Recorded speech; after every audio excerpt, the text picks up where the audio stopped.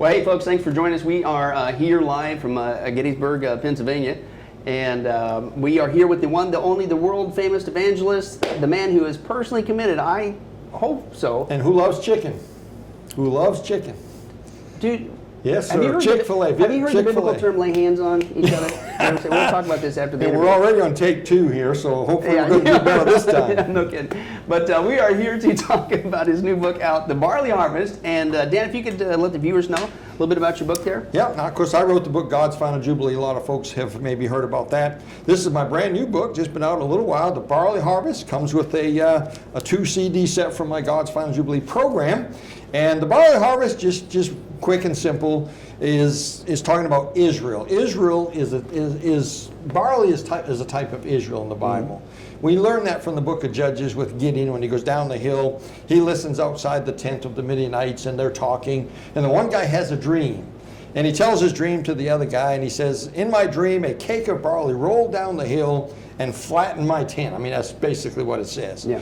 And the other guy says, that's none other than the sword of Gideon, and we're going to die tomorrow. And they did die tomorrow. Yeah. And so the Midianites, who are lost people, I mean, they're outside the nation of Israel, they understood that barley was a type of Israel, and it is. So the essence of the book is about the barley and the fact that when God sees the barley is ripe, God's going to reset the calendar.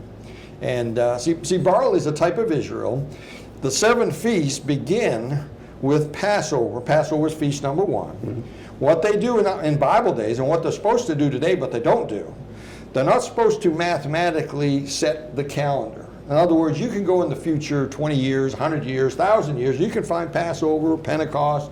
That's not how it's supposed to be done. In Bible days, what they did, on that 12th month, right before the month Abib or Nisan, whatever you want to call it, right before Passover month, they would check the fields. If the barley is ripe, then the next day, 14 days later, is going to be Passover.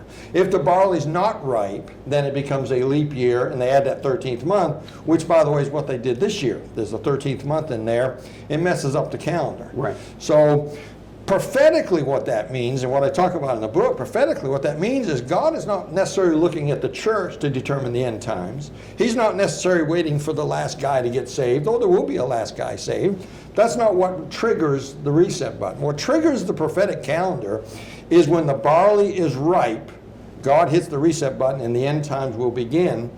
Now what that means is Israel has to be ripe, it has to be ready for the end time. So that means they got to be in their land, they got to be looking for the Messiah, they got to be wanting peace. Hey, that sounds like today. They got to be ready for the temple. All this stuff's ready.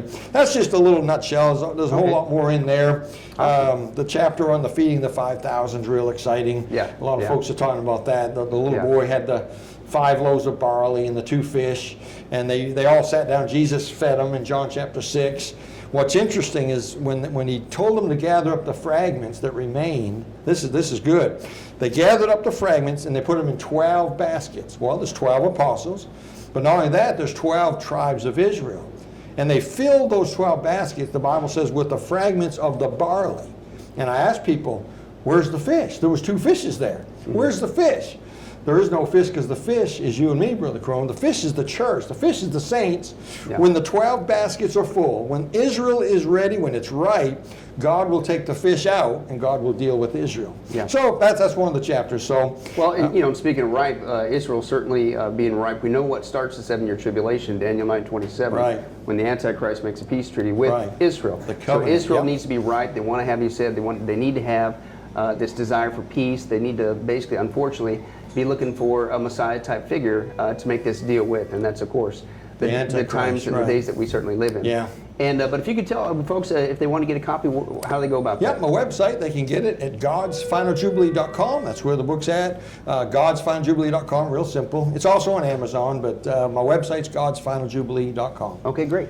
Well, also just happen to notice too, you got a copy of what you got here. You got looks like a. This is some guy that likes chicken that did this. Now this is the Rapture series by Billy Crone, of course, Billy Crone right here. This is the Rapture series, a series of DVDs. These are exciting.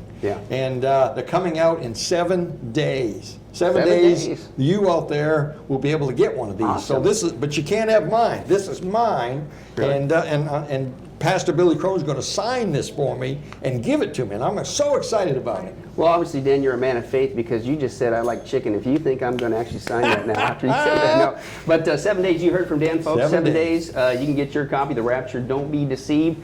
DVD set, 17 hours, dealing with everything you can think of, and then some on The Rapture. Also available in book and Bible study curriculum. So be sure to get yours soon.